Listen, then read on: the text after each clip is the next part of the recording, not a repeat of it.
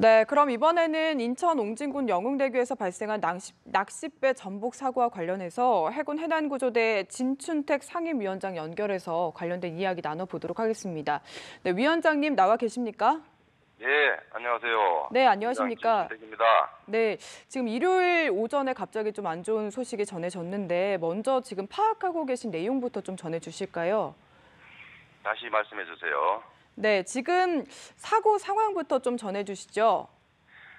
사고 상황은 지금 이 낚싯배가 요즘 가을철부터 초겨울까지 낚시철이 지금 많이 성행하고 있는데 지금 이 사고가 급유순하고 낚싯배하고 충돌을 했을 때 그 시간이 아침 6시입니다. 그러면은 지금 그 시간대가 물때를 찾아서 낚싯배가 이동을 하기 때문에 그 안전에 첫째 주의를 해야 되는데 주의에 좀 게을리하지 않았나 그렇게 저는 생각하고 있습니다.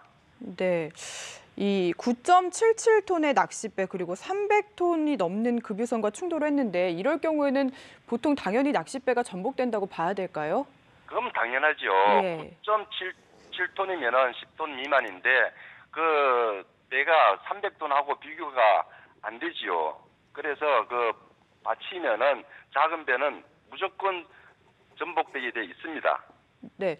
그리고 지금 급유선과 충돌 당시에 기름이 유출되지는 않았다 이렇게 전해지고 있는데 이 급유선이 어떤 배인지 모르는 시청자분들도 좀 있으실 것 같거든요. 설명 좀 예. 부탁드릴까요?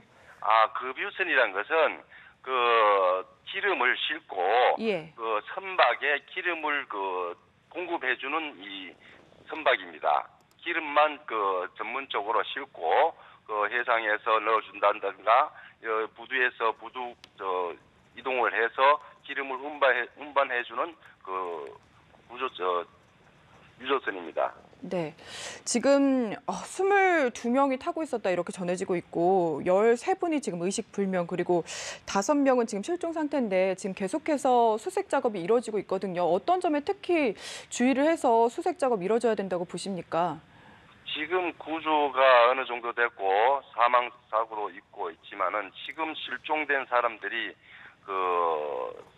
낚싯배에 타고 있다가 유조선하고 갑자기 충돌을 하게 되면은 배가 뒤집혀집니다. 예. 그랬을 때 이 아침에 요즘 얼마나 춥습니까? 날씨도 안 좋은 상황에서 많은 옷을 입고 안전 무방비 상태에서 가다가 침몰을 되면 나머지 사람들은 나올 수도 있고 그 상을 자리에서 못 봤지만은 네. 안에 만약에 있다면은 선박이 뒤집혔을 때 안에 사람이 들어 있을 수도 있습니다.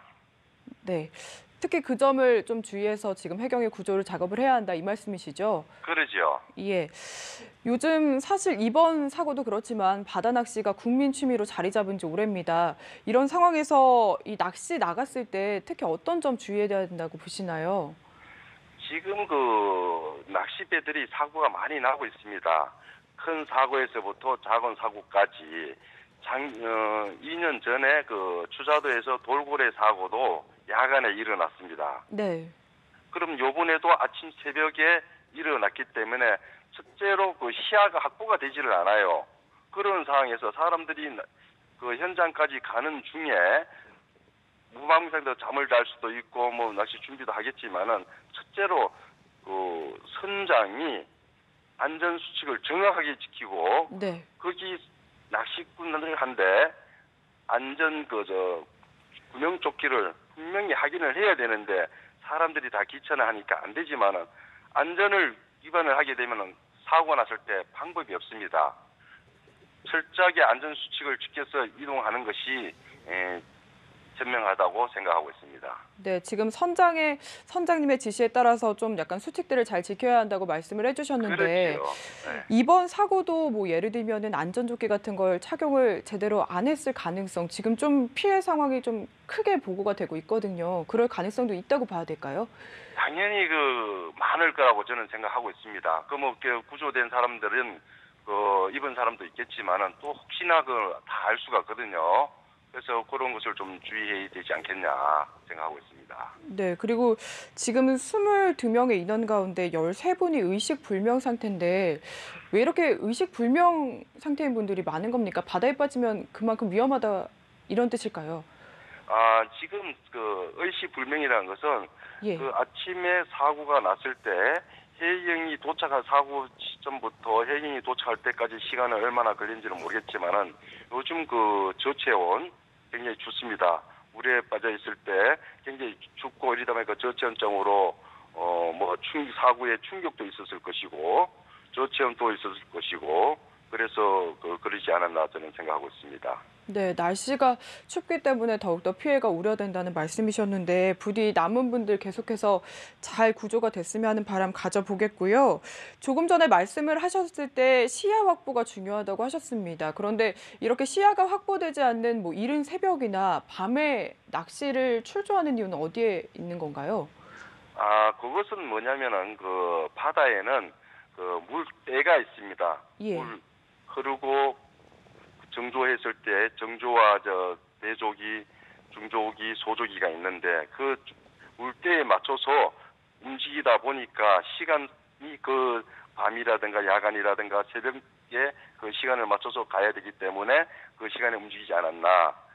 그 바다에는 항상 물때를 맞춰서 일을 하기 때문에 그거에 좀 주의를 해야 되지 않겠나 생각합니다. 네. 그리고 저희가 계속해서 이야기를 하고 있지만 사실 일반인 분들도 바다 낚시를 요즘은 많이 나가시는데요. 만약에 이렇게 배가 전복되거나 했을 때 특히 어떤 점을 가장 염두에 두고 저희가 행동을 해야 되는지 좀 안전수칙 좀 설명 부탁드립니다. 그 사고가 나면은 전복이 무조건 되는데 예. 그 사고 나는 순간은 누구도 아무도 모릅니다. 그랬을 때 일단 안전수칙 아까 조금 전에 네. 말씀드렸지만은 대비해서 구명조끼를 다 입게 되면은 충격에 튀어나가도 그 물에 수영이 미숙하더라도 떠 있을 수도 있고 예. 또 겨울 같은 경우에는 옷을 많이 입습니다. 그러면 수영을 잘하는 사람들도 버티기가 힘들어요. 그래서 구명조끼를 분명히 단 한 발쪽을 가더라도 성선하는 순간부터 구명조끼를 입고 있으면은 언제든지 사고에 미리 예방을 할 수가 있습니다. 지금 그 세월호 사건도 난 지가 큰 대형 사고 난 지 얼마 안 돼 갖고 지금 그때 얼마나 시끄러웠습니까? 그런데 그럼요. 예. 지금 세월이 가고 나서 또 잊어버리거든요. 사람들이 또 거기 서서 잊어버리고 작은 사고도 얼마나 많이 일어났습니까? 그것을 금방금방 잊어버리는데 국민들에게 안전에 대한 것을 상시 교육을 시키는 시스템이 필요하고 꼭 선장만 하라는 것이 아니고 일반인들도 마찬가지. 그리고 선박에 있는 선장들이라든가 선원들한테 교육이 제일 중요하지 않나 저는 생각하고 있습니다. 네, 지금 위원장님 이야기를 계속 들어보니까 무엇보다 이 안전조끼, 구명조끼 착용이 가장 중요하다 좀 이렇게 이해를 해볼 수가 있겠네요. 그렇죠. 예. 지금 문재인 대통령이 해경과 해군이 합동 구조에 최선을 다하라고 했는데 다시 한번 질문을 좀 드려보겠습니다. 지금 수색이 계속해서 벌어지고 있는데 이 수색 작업에서 특히 어떤 점 가장 저희가 좀 주목을 해서 작업을 펼쳐야 할까요? 지금 구조대들이 많이 투입이 됐는데 지금 그 전에 전복된 것을 보니까 밑에는 이미 9.7톤, 10톤 정도 되면은 그렇게 크다면 크고 작으면 작은데 그렇게 큰 배는 아닙니다. 예. 그 속에 이미 잠수사들이 들어가서 수색을 했을 것이고 그러면은 그 선박 안에 사람이 없다고 하면은 이미 벌써 다른 데로 이동이 됐을 겁니다. 네. 떨어져서 그러면은 그 주위에 인천이 원래 물살이 굉장히 센 곳이에요. 예. 그 주위가 그러면은 많은 주위에 떠내려갔을 가능성도 있고 그러면은 그 주위에 동네에 있는 어선들이 있을 겁니다. 그 어선들한테 같이 협력을 해서 주위에 해안가 쪽으로 좀 이렇게 찾아보시고 또 그 선박 밑에는 전문 잠수사들이 들어가겠지만은 첫째로 그 해안 쪽으로 어민과 협동으로 해서 좀 구조를 해줬으면 좋지 않겠나 저는 생각합니다. 네, 지금 계속해서 이야기를 해주셨는데 사실 사고가 발생한 건 오전 6시 12분이고요. 지금 시각이 9시 36분이니까 4시간 정도가 지난 상태입니다. 사고 발생 이후에. 예. 지금도 당연히 그래도 아직은 괜찮을 가능성이 있다고 저희가 생각을 해야 되겠죠? 이제 뭐 그거는 어떻게 알 수가 없지만은 뭐 우리가 그 생존에 있다고는 뭐 생각을 하고 있어야 되지 않겠습니까? 예. 지금 겨울이다 보니까 그 저체온에 만약에 그 내 속에 있던 밖에 나왔던 저체온 지금 3시간 정도가 지났는데 견디기가 좀 어렵습니다. 그러니까 좀 1분 1초라도 좀 빨리 움직여 주었으면 좋지 않겠나. 첫째로 민간과 빨리 연계해서 그 해역이 넓으니까 작업에 임해 주었으면 고맙겠습니다. 네. 그리고 계속 질문을 드리고 있는데요. 급유선과 충돌 당시에 기름 유출은 파악이 안 된다. 기름은 아직까지는 유출이 안 된 것으로 지금 파악이 되고 있는데 만약에 기름이 유출이 됐다면 좀 피해 상황이 훨씬 더 커졌겠죠? 그럼요. 그 지금 낚싯배하고 건조선이 300톤 정도 되니까 그 했으면은 그 우쪽에 했으면은 기름이 유출이 될 뭐 어디 기관실 쪽에 부딪혔는가 아니면 선수 쪽에 부딪혔는가 그 차이에 따라서 틀린데 선수에 부딪혔다면은 기름 유출은 조금 안 났을 거로 생각하고요. 예.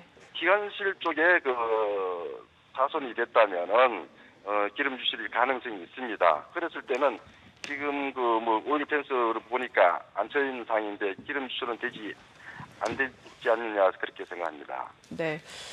참 이번 사고도 바다 낚시를 나섰다가 지금 22분이 사고를 당한 상태인데 사실 뭐 TV나 방송에서 보면은 방송에서는 낚시가 참 바다 낚시가 좀 아름답고 낭만적으로 많이 그려지지 않습니까?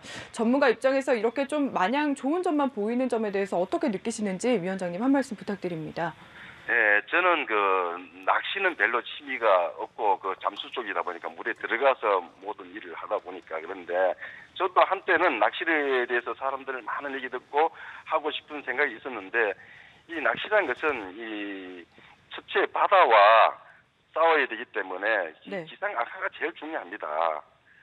그래서 사람들이 자기 그 요즘 생활이 그 풍족해지다 보니까 낚시하는 것도 좋습니다. 그건 말릴 수가 없지만은 첫째로 나가더라도 또 다시 말하지만은 안전을 지키지 않으면은 자기 목숨과 연관이 되기 때문에 그 안전에 대한 것을 기본 상식을 머리에 두어야 됩니다. 꼭 낚시의 도구만 생각할 것이 아니라 내가 바다에 나가서 어떤 사고가 벌어질 때 어떤 행동을 해야 되겠다는 것을 항상 머리에 염두에 두고 낚시에 임해야 되지 않겠나 생각합니다. 네. 그리고 지금 사고가 인천 영흥대교에서 남쪽으로 2마일가량 떨어진 곳에서 발생했다 이렇게 전해지고 있는데요. 예. 이 지역을 구체적으로는 잘 모르실 수도 있지만 좀 어떤 특징이 있는지 바다 특징 좀 짚어주실까요? 인천이라는 것은 간만의 차이가 그 물살 세기는 진도, 조도 쪽에 그 세월호 사고 났을 때가 거기 그 수로에서는 그건 제일 센 곳이고 그 다음에 인천이란 것은 간만의 차이가 많게는 9m에서 10m 정도가 나고 있습니다.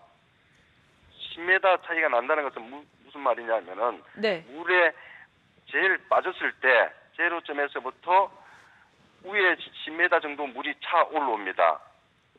또 다시 밀물 때는 또 썰물 때는 다시 또 0점으로 또 내려가서 마이너스 쪽으로 내려가서 그 간만의 차이가 높기 때문에 그것은 무슨 말이냐면은 그만큼 높을수록 조류가 세다는 겁니다. 물의 예. 빠름 흐름 속도가 굉장히 세는 곳이에요. 예. 그래서 거기 섬과 섬 사이다 보면 더욱더 유속이 빠릅니다. 영흥대교 인천 쪽이 그 태안반도라든가 영흥도 인천 쪽이 굉장히 센 곳이기 때문에 거기 낚싯배들이 갈 때 항상 안전에 유의해야 되고 지금 뭐 가다가 된지는 모르겠습니다만은 거기에 갯바위 낚시 섬에 간다든가 했을 때 물에 또 고립될 수가 있고 그러니까 낚시 하시는 분들은 그 지역의 설정을 인터넷에 찾아서 잘 조사를 하고 또 사고가 났을 때 대처를 어떻게 할 것인가를 생각하고 낚시에 임해줬으면 될 것 같습니다. 네.